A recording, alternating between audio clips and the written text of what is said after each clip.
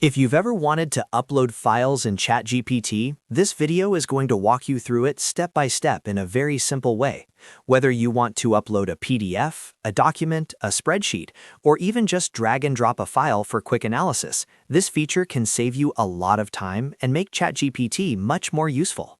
You can use it to summarize long reports, extract important details, analyze data, or ask questions about the contents of your file. And the best part is, the process is really easy once you know where to look.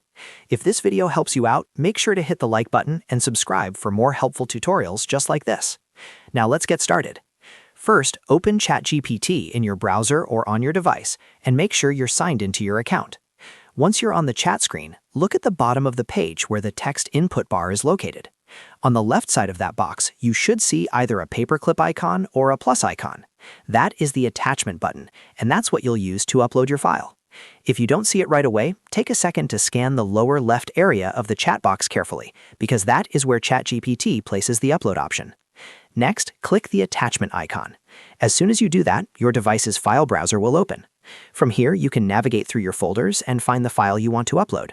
This could be a PDF, a Word document, a spreadsheet, a text file, or another supported file type depending on your account and the current file limits. When you find the file, click Open or Select depending on your device. ChatGPT will then begin attaching the file to your message. In some cases, you may also be able to simply drag and drop the file directly into the chat window. This is a really fast option if the file is already on your desktop or easy to access in a folder. Just drag it into the conversation box and release it, and ChatGPT should detect it and upload it automatically. After the file appears in the chat, you'll usually see it displayed as a small file bubble or attachment preview. This means the upload worked and ChatGPT is now ready to process it.